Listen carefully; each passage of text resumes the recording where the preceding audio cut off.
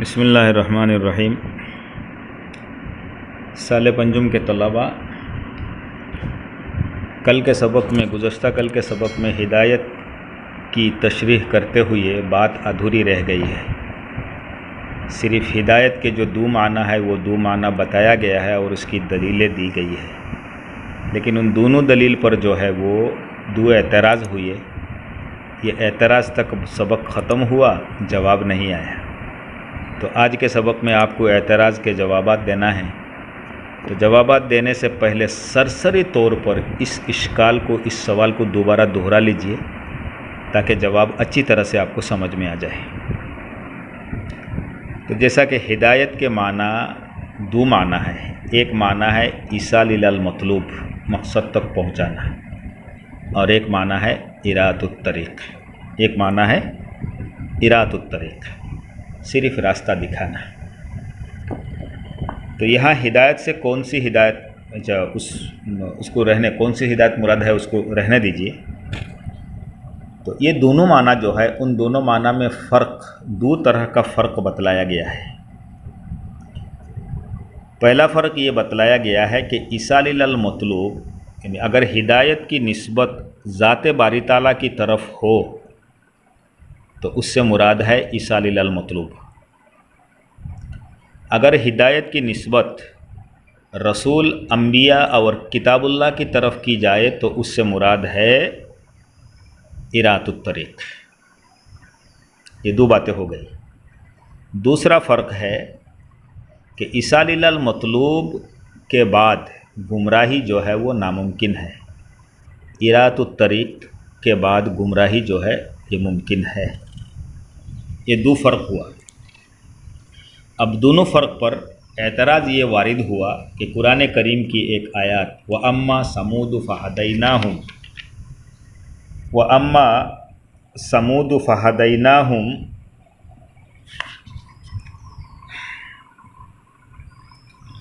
وَأَمَّا ثَمُودُ فَهَدَيْنَاهُمْ فَاسْتَحِبُّوا الْعَمَىٰ عَلَى الْهُدَىٰ، کہ یہاں پر اس آیات پر وَأَمَّا ثَمُودٌ فَهَدَيْنَا، ہدینا میں جو ہدایت آئے اس ہدایت کی نسبت جو ہے وہ اللہ تعالیٰ کی طرف کی گئی ہے۔ لہٰذا جب ہدایت کی نسبت اللہ تعالیٰ کی طرف ہوئی تو ظاہر سی بات ہے کہ یہاں ہدایت سے مراد ایصال الی المطلوب ہے۔ اب جب ایصال الی المطلوب ہے تو دوسرا فرق میں یہ بتایا گیا ہے کہ ایصال الی المطلوب کے بعد گمراہی جو ہے ناممکن ہے۔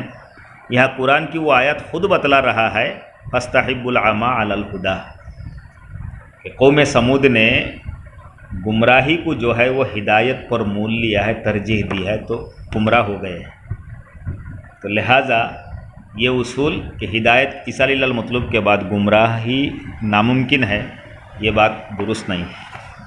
اسی طریقے سے اگر ہدایت کی نسبت رسول اور انبیاء اور کتاب کی طرف کی جائے تو اس سے مراد ہے ارات الطریق۔ اب قرآن کی ایک دوسری آیات اِنَّکَ لَا تَهْدِی مَنْ أَحْبَبْتَ، یہاں تہدی کے اندر جو ہدایت ہے، اس ہدایت کی نسبت جو ہے اِنَّکَ کے اندر جو ضمیر کاف ضمیر خطاب ہے، اس کاف ضمیر سے مراد ہے نبی علیہ الصلوۃ والسلام۔ تو ظاہر سی بات ہے کہ ہدایت کی نسبت نبی رسول کی طرف ہوئی ہے، اور جب رسول کی طرف ہوئی ہے تو یہاں ہدایت سے مراد ارات طریق ہے۔ ارات طریق ہے، یہاں تک بات ٹھیک ہے، لیکن اللہ تعالیٰ فرماتے ہیں اِنَّکَ لَا تَهْدِی مَنْ أَحْبَبْتَ، کہ آپ جس کو پسند کرتے ہیں اس کو ارات طریق، ہدایت نہیں دے سکتے، یعنی ارات طریق نہیں کر سکتے۔ حالانکہ یہ مقصد بعثت رسول کے مقصد کے خلاف ہے۔ انبیاء اور رسول کو دنیا کے اندر بھیجا جاتا ہے لوگوں کی جو ہے ارات طریق کے لیے، راستہ دکھلانے کے لیے۔ تو اب اگر یہاں نبی کو بھیجنے کے بعد ارات طریق سے منع کر دے، روک دے، تو پھر ان کو بھیجنے کا مقصد ہی کیا ہے؟ لہٰذا ان دونوں آیات سے یہ دو جو فرق بیان کیا گیا ہے، ان فرق کے ذریعے سے ان دونوں آیات سے ہدایت کے معنی متعین کرنے میں جو دو اعتراض ہے وہ اعتراض آپ کے سامنے آ گیا ہے۔ آج جو ہے اس کا جواب سمجھیے۔ کشاف ایک کتاب ہے، اس کے حاشیے میں علامہ تفتازانی رحمۃ اللہ علیہ نے ایک ضابطہ بیان کیا ہے، اس ضابطہ کی بنیاد پر اس کا جواب دیا جائے گا۔ ضابطہ کیا ہے؟ فرماتے ہیں کہ لفظ ہدایت ہمیشہ دو مفعول کی طرف متعدی ہوتا ہے، یعنی دو مفعول چاہتا ہے۔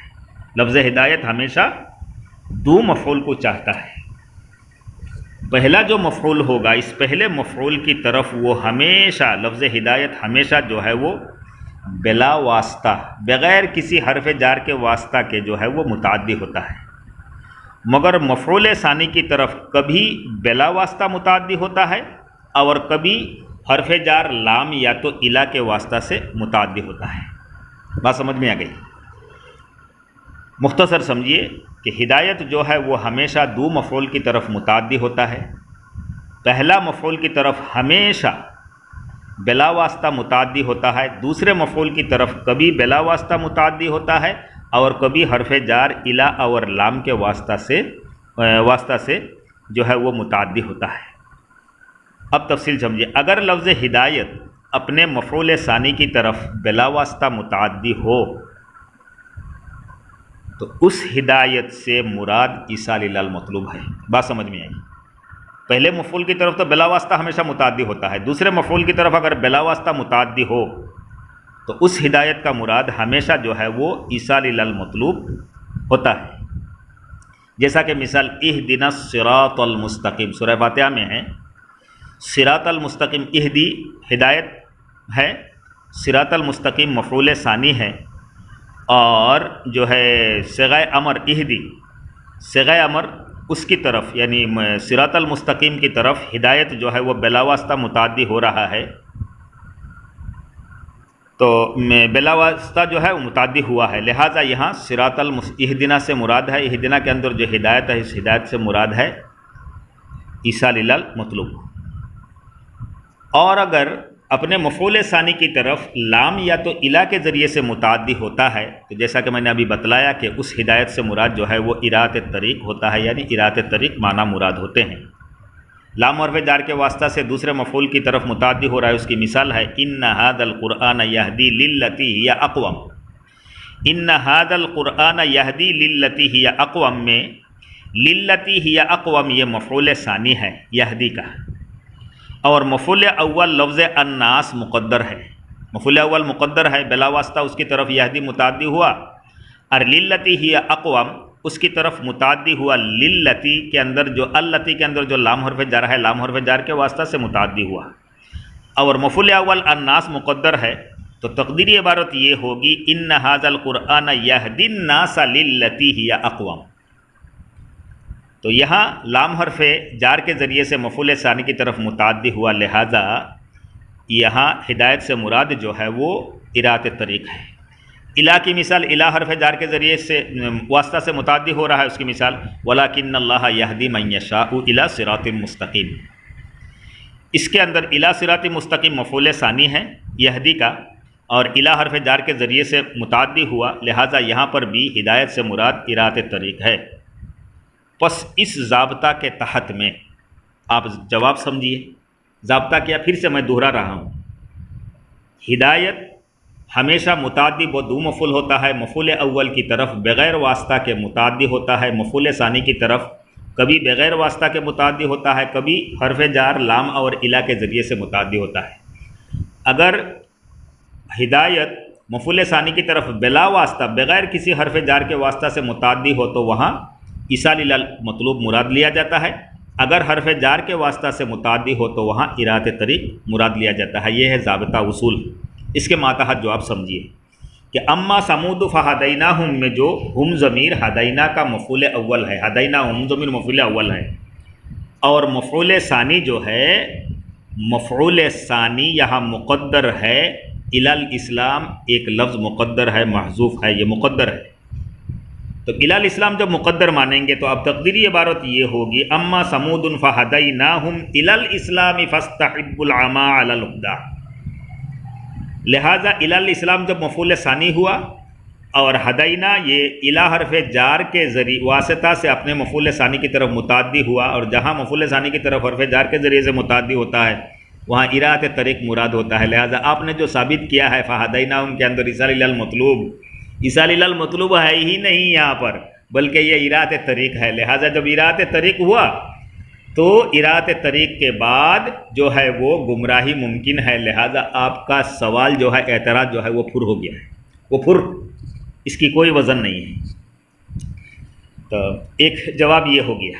دوسری آیات یہ لے لیجئے کہ انک لا تہدی من احببت، یہاں ہدایت کی نسبت رسول کی طرف کی گئی ہے، تو مراد ہوا، پہلے ضابطہ کے مطابق مراد ہوا کہ ارات طریق، اور نبی کو دنیا میں بھیجنے کا مقصد ہی ہے ارات طریق۔ جب ارات طریق مقصد ہے تو کیوں نبی کو ارات طریق سے منع فرما رہے ہیں؟ آیت کا مطلب یہ ہوا۔ تو جواب اس کا یہ ہوگا من احببت، یہ تہدی کا، اس عبارت انک لا تہدی من احببت کے اندر من احببت جو ہے یہ تہدی کا مفعول ثانی ہے، مفعول ثانی ہے، اور مفعول اول مقدر ہے۔ تقدیری عبارت یہ ہوگی انک لا تہدی الاسلام من احببت، الاسلام مفعول اول ہے، من احببت مفعول ثانی ہے، اور پہلے یہ ضابطہ بتایا جا چکا ہے کہ اگر ہدایت مفعول ثانی کی طرف بلا واسطہ متعدی ہو تو ہدایت کے معنی ایصال الی المطلوب ہوتے ہیں۔ تو من احببت اس کی طرف بغیر کسی حرف جار کے واسطہ سے متعدی ہوا، لہٰذا یہاں ہدایت سے مراد ایصال الی المطلوب ہوا۔ آپ نے جس طرح سمجھا ہے کہ یہاں ارات طریق ہے، وہ معنی یہاں مراد ہی نہیں ہے، بلکہ لہٰذا آیات انک لا تہدی من احببت میں ہدایت کے معنی ایصال الی المطلوب کے ہوں گے، تو گویا کہ اللہ تعالیٰ نے اپنے نبی کو فرمایا کہ آپ جس کو چاہے اس کو ایصال الی المطلوب نہیں کر سکتے۔ ارات طریق تو آپ کر سکتے ہیں لیکن ایصال الی المطلوب نہیں کر سکتے۔ یہاں ایصال الی المطلوب سے نبی کو منع فرمایا، اور اس میں کوئی شک نہیں، کیونکہ ایصال الی المطلوب جو ہے وہ اللہ تعالیٰ کا کام ہے، کسی نبی کا کام نہیں ہے۔ نبی کا کام تو صرف ارات طریق ہے۔ پس ان دونوں آیاتوں سے آپ نے بڑی محنت سے جو دو اعتراضات کیے تھے، یہ دونوں اعتراضات امام تفتازانی رحمۃ اللہ علیہ کی اس ضابطہ کی بنیاد پر پھر ہو گیا، ان کی کوئی بنیاد نہیں ہے۔ لیکن یہاں پر میں دھیرے سے آپ کو بتا دیتا ہوں، یہ جو جواب میں نے آپ کے سامنے پیش کیا ہے، حاشیہ میں اور شروحات میں جو لکھا ہے، ان جوابات پر بھی پھر اعتراض ہوتا ہے، لیکن بات لمبی ہو جائے گی۔ آپ بس اتنی بات تک یاد رکھیں، آگے عبارت دیکھیے گا کہ ان عبارتوں میں تھوڑا سا اس کے متعلق جو ہے وہ اشارہ ملے گا۔ آج صرف جو ہے وہ آپ ان کا ترجمہ کرا دیجئے، باقی عبارت جو پڑھے ہیں خلاصہ آپ کے سامنے آ گیا ہے، آپ ترجمہ کر لیجئے۔ بسم اللہ الرحمن الرحیم۔ قال مصنف رحمۃ اللہ علیہ نے فرمایا بعد ما تیمن بالتسمیۃ، دھیان سے ترجمہ دیکھیے گا، ساری باتیں وہاں چھپی ہوئی ہے، پوری تفصیلات، دو دن کے سبق کی تفصیلات جو ہے وہ وہاں پر ہے ترجمہ میں۔ مصنف نے فرمایا بعد ما تیمن بالتسمیۃ، مصنف رحمۃ اللہ علیہ نے بسم اللہ کے ذریعے سے برکت، تیمن برکت حاصل کرنے کے بعد فرمایا۔ کل میں نے بتا دیا، اس عبارت سے یہ پتہ چلا کہ بسم اللہ جو ہے وہ منار کی متن میں سے ہے۔ کیا فرمایا؟ الحمدللہ الذی ہدانا، تمام تعریفیں اس اللہ کے لیے ہے، الذی ہدانا جس نے ہدایت دی ہم کو، الی الصراط المستقیم، صراط مستقیم کی طرف، یہ منار کی عبارت ہے۔ شارح ملا جیون رحمۃ اللہ علیہ فرماتے ہیں فتفسیر قولہ الحمدللہ واضح، قولہ اس کے قول یعنی ماتن کے قول، منار کے مصنف کے قول الحمدللہ کی تفسیر، محاورہ ترجمہ، سال پنجم کے بچوں کو سامنے رکھ کر کے ترجمہ کر رہا ہوں، مکتب سوم کا نہیں۔ مصنف ماتن رحمۃ اللہ علیہ کے قول الحمدللہ کی تفسیر واضح واضح ہے۔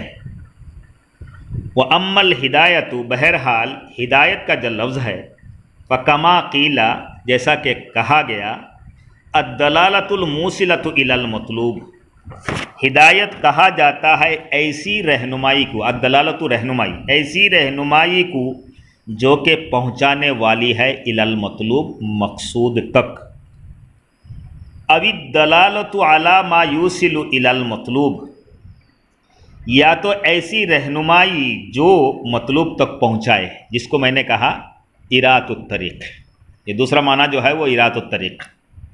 ایک معنی یہ ہے کہ وہ دلالت، وہ رہنمائی جو ایک دم مقصود تک پہنچا دے، اور دوسری قسم کی وہ رہنمائی جو مقصود تک پہنچائے، ارات الطریق۔ اجمعوا علی انہ اذا نسب الی اللہ، اجمعوا جمع ہو گئے یعنی محققین اس بات پر متفق ہو گئے. یہ سال پنجم کے لڑکوں کے لیے طلبہ کے لیے ترجمہ ہے. اور باقی آپ مکتب سوم کا سمجھا, سافلہ اول کا سمجھا, فارسی اول کا طالب علم سمجھا جائے تو ترجمہ یہ کرنا پڑے گا اور جمع ہو گئے ہیں سب. تو یہ ترجمہ آپ لوگوں کے لیے نہیں ہے. اور متفق ہو گئے محققین علی انہ اس بات پر اذا نسب الی اللہ جب نسبت کیا جائے اللہ تعالیٰ کی طرف. کس کی نسبت کی جائے؟ ہدایت کی نسبت کی جائے اللہ تعالیٰ کی طرف. یراد بہ الاول تو اس وقت جب اللہ تعالیٰ کی طرف نسبت کی جائے تو اس سے مراد, اس ہدایت سے مراد اول ہوتا ہے یعنی ایصال المطلوب. اول سے مراد ایصال المطلوب, دھیان رکھیے گا. وَإِذَا نُسِبَ إِلَى الرَّسُولِ اور جب نسبت کی جائے, کس کو نسبت کی جائے؟ ہدایت کی نسبت کی جائے. کس کی طرف؟ إِلَى الرَّسُولِ أَوِ الْقُرْآنِ رسول کی طرف یا تو قرآن کی طرف. یراد بہ ثانی تو اس سے مراد لیا جاتا ہے ثانی دوسرا یعنی ارات طریق او الدلالۃ علی ما یوصل الی المطلوب, ارات طریق مراد لیا جاتا ہے. وقالوا ایضا اور بعض محققین نے ایسا بھی کہا ہے, دوسرا اصول بتایا. انہ اذا عدی الی المفعول الثانی بلا واسطۃ, وہی جو جواب دیا علامہ تفتازانی کا کشاف کے حاشیے سے, اسی کی طرف پوری تفصیلات کو یہاں پر ایک لائن میں بیان کر رہے ہیں. یعنی جو اعتراضات ہو گئے ہیں اس اعتراضات کا جواب دے رہے اس عبارت سے شارح رحمۃ اللہ علیہ. اور کچھ لوگوں نے کہا یعنی علامہ تفتازانی نے کہا, کشاف کے مصنف نے کہا, انہ اذا عدی یقیناً جب کہ متعدی کیا جائے. کس کو متعدی کیا جائے؟ ہدایت کو. متعدی ہو لفظ ہدایت الی المفعول الثانی دوسرے مفعول کی طرف بلا واسطۃ بغیر کسی حرف جار کے واسطہ سے, یراد بہ الاول تو اس وقت اول مراد ہوتا ہے یعنی ایصال الی المطلوب مراد ہوتا ہے. وَإِذَا عُدِّيَ إِلَيْهِ بِوَاسِطَةٍ إِلَىٰ أَوِ اللَّامِ اور جب متعدی ہو اس کی طرف. کس کی طرف؟ تو سامنے والے اس کو تمہارا ایک واقعہ ہنائلا منے, لیکن آپ دور ہے اس لیے نہیں سنا رہا ہوں. اور جب متعدی ہو اس کی طرف یعنی مفعول ثانی کی طرف, الیہ کی ہا ضمیر کا مرجع مفعول ثانی ہے, مفعول ثانی کی طرف بواسطۃ الی حرف جار کے واسطہ سے یا تو لام حرف جار کے واسطہ سے, یراد بہ ثانی تو اس سے ثانی مراد ہوتا ہے یعنی ارات طریق مراد ہوتا ہے. ذہن کو کھول کر کے بیٹھیے گا. امید ہے کہ سبق جو ہے وہ پوری طرح سے آپ کو سمجھ میں آ گئی ہوگی. اللہ تعالیٰ سمجھنے کی توفیق عطا فرمائے. السلام علیکم ورحمۃ اللہ. باقی بھائی কালি মই কৈছিলোঁ যে তোমালোকে এখন ফটো মোবাইলত তুলি ফটোখন উলিয়াব নালাগে, মোবাইলৰ পৰা ডাইৰেক্ট মোৰ 9101857157 এই নম্বৰত সেন্ড কৰিবলৈ. এইসকল ল'ৰাই মোবাইলখন ফটো সেন্ড কৰিবা, পঠিয়াবা আৰু ফটোখন হ'ব লাগে পিছফালটো বগা হ'ব লাগে. মোৰ পিছফালে যেনেকৈ বগা আছে বগা হ'ব লাগে, ফটো চটো ফুল চুল থাকিব নালাগে. যিসকলৰ ওচৰত বাৰ্থ চাৰ্টিফিকেট আছে একেলগে বাৰ্থ চাৰ্টিফিকেটখন পঠিয়াই লগে লগে তাৰ লগে লগে তোমাৰ ফটোখন দি দিবা. আজি দি দিয়া 12টা বজালৈকে কৈছিলোঁ, এতিয়া 12টা বাজিবলৈ 15 মিনিট আছে. তোমালোকে কথাবিলাকক গুৰুত্ব নিদিয়া কেলৈ? সালাম আলাইকুম.